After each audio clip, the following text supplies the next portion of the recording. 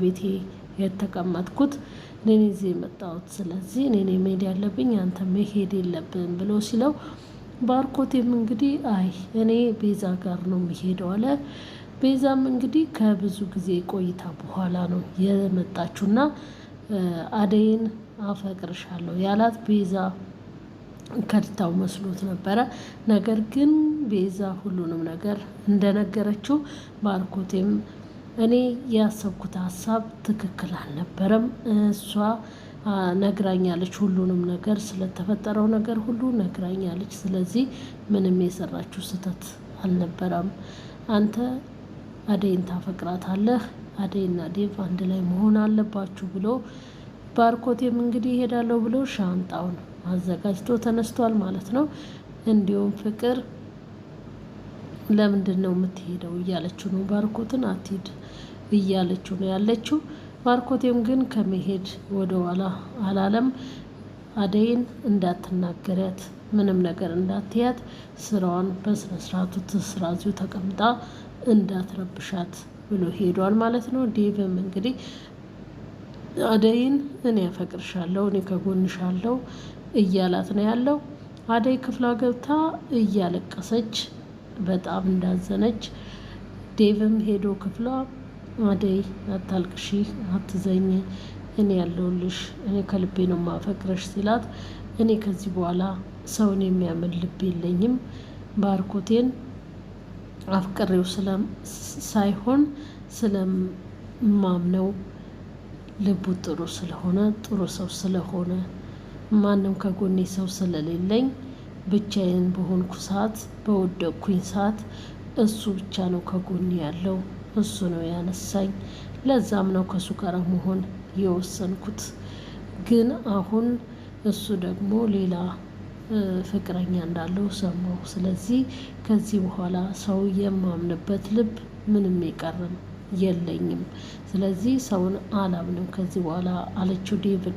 ዴቭም እንግዲህ ባርኮት እንደዛ አደረገ ማለት እኔም እንደሱ ነኝ ማለት አይደለም፣ እንደዛ ብለሽ አትደምድሚ፣ እኔ አፈቅርሻለሁ፣ አንቺ የኔ ነሽ፣ አንቺ ለእኔ የተሰጠሽ ሴት ነሽ ብሎ ሲላት አይ ዴቭ አንተ ንጹሕ ልብ ያለ ሰው ነህ፣ አንተ ጥሩ ሰው ነህ፣ እኔ ጥሩ ሰው አይደለሁም፣ ስለዚህ ለአንተ አልገባም ትለዋለች ማለት ነው። ዴቭም እንግዲህ በጣም እንደሚወዳት በጣም እንደሚያፈቅራት ከእሷ ጋር ብቻ መሆን እንደሚፈልግ ነገራት ማለት ነው። ከዛም ፍቅር መታ ይችን ተዋት፣ አደይን ተዋት፣ እኔ ያፈቅርሃለሁ ብላ ስትለው ዴቭም እንግዲህ አደይን ምንም ነገር እንድትናገሪያት አልፈልግም፣ እኔ አንቺን በፍጹም በጭራሽ አላፈቅርሽም፣ እኔ የማፈቅረው አደይም ብቻ ነው ብሎ አላት ማለት ነው። እናም እንግዲህ ኤላም ባርኮቴ እንደሚሄድ ስላወቀ ለምለም ደግሞ ለምንድን ነው እሱ አደይ እያፈቀረችው እሱ ሲሄድ ዝም ያልከው ብላ ትለዋለች ማለት ነው። ኤላም እንግዲህ እኔ ምን ላድርግ አደይ እንደ ወንድሜ ነው ማይህ ብላ አለችው። ከዛም በዚህ አጋጣሚ ደግሞ ቤዛ በመሀል መጣች። ከዛ ከእሷ ጋር መሆን ፈለገ፣ ከእሷ ጋር መሄድ ፈለገ። ስለዚህ እኔ እንዴት ላስቆመው እችላለሁ ብሎ አላት ማለት ነው። ለምለም ደግሞ ለምንድን ነው አደይ ከእሱ ጋር መሆን እየፈለገች ወስናለች ከእሱ ጋር ለመሆን እና ሲሄድ ለምንድን ነው ዝም ያልከው ብላ ለምለምም እንግዲህ ተቆጥታለች ማለት ነው። እና በጣም የሚያሳዝነው ነገር እንግዲህ አደይን ፍቅርና ኤልዱ ከዚህ ቤት እናስወጣት፣ አለበለዛ ዴቭን የሆነ ነገር ካለችው ወይም ደግሞ ዴቭ ከሷ ጋር ከሆነ እኔ ከሷ ጋር ሆኖ ማየት አልፈልግም። ስለዚህ የሆነ ነገር እናድርግና አደይን ከዚህ ቤት እናባራት ብላ ኤልዱን እንግዲህ እየገፋፋቻት ነው ያለችው ማለት ነው። አሁን እንግዲህ ፍቅርና እንግዲህ ኤልዱም እሺ ምን እናድርግ፣ ምን አድርገን ከዚህ ቤት እናስወጣት እያለች ነው ማለት ነው። እኔ በህይወት እያለው ከዴቭ ጋራ እንድትሆን አልፈቅድም እያለች ነው ያለችው ማለት ነው። አደይም እንግዲህ የዴቭን የፍቅር ጥያቄ ትቀበለዋለች አትቀበልም የሚለውንም የምናይ ነው የሚሆነው። አሁን በዚህ ሁኔታ ላይ ግን በጣም ተበሳጭታ ስለሆነ ያለው ባርኮትን አምናው ስለነበረ ፍቅረኛም እንዳለው አታውቅም ነበር። እሷም በጣም ተናዳለች፣ በጣም ተበሳጭታለች። ለምንስ አልነገርከኝም? ሳታፈቅረኝ ነበረ እንዴ አፈቅርሻለሁ ብለህ የፍቅር ጥያቄ ያቀረብክልኝ ብላ ትለዋለች ማለት ነው። እንግዲህ ባርኮትም ስህተት ነበረ፣ ዴቭ እንደሚያፈቅርሽ እያወቅኩኝ እኔ በመሀል መግባት አልነበረብኝም። ስለዚህ እኔ ስህተት የሰራሁት፣ በጣም ይቅርታ አድርጉልኝ፣ እኔ ከቤዛ ጋር ነው የምሆነው ብሎ እንግዲህ ሄዷል ማለት ነው። ባርኮትም ዴቭም እንግዲህ ባርኮት ስህተት ነው የሰራው፣ ስለዚህ በባርኮት እኔንም እንዳታይኝ እንደሱ፣ እኔ በጣም ነው የምወድሽ፣ በጣም ነው የማፈቅርሽ እያላት ነው ማለት ነው። የፍቅሩን ጥያቄ እንግዲህ ትቀበለዋለች ብዬ ተስፋ አደርጋለሁ።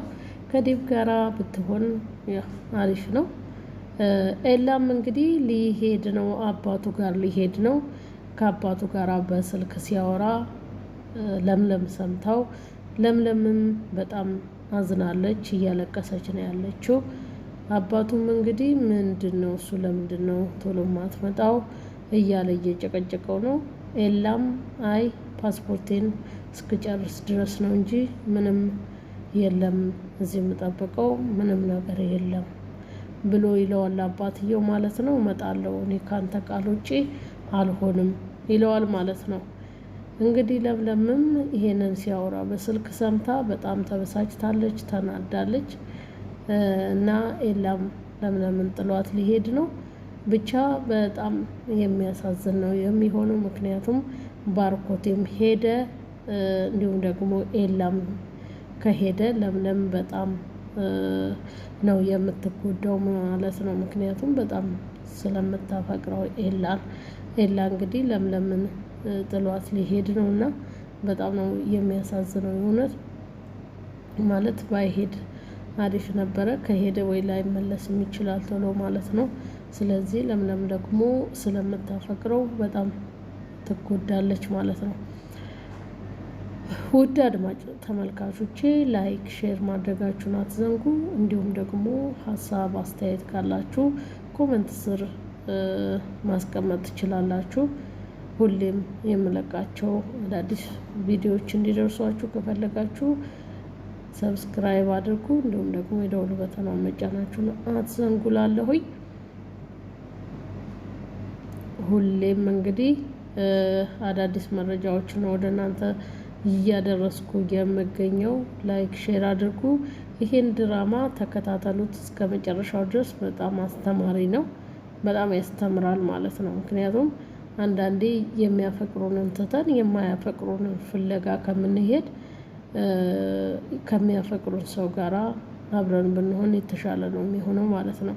ከማያፈቅሩን ሰዎች ጋር የሚያፈቅሩንን እየገፋን ከማያፈቅሩን ሰዎች ፍለጋ ከምንሄድ ከሚያፈቅሩን ጋራ መኖር የተሻለ ነው። ስለዚህ ከዚህ ድራማ እንግዲህ በጣም ብዙ ነገር የምንማረው ነገር አለ። ልብ ብለን ካዳመጥነው እና ልብ ብለን ከተከታተልነው ብዙ የምናዳምጣቸው የምንማርባቸው ነገሮች አሉ ማለት ነው።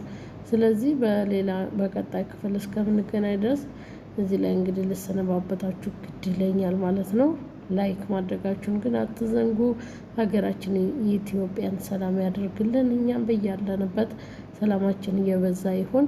እንዲሁም በስደት ያላችሁ በሰላም ለሀገራችሁ ያብቃችሁ። ከክፋት በስተቀር ከክፉ ነገር ሁሉ ያሰባችሁት ሁሉ ይፈጸምላችሁ። ሰላማችሁ እንዲበዛ የዘወትር ምኞቴ ነው።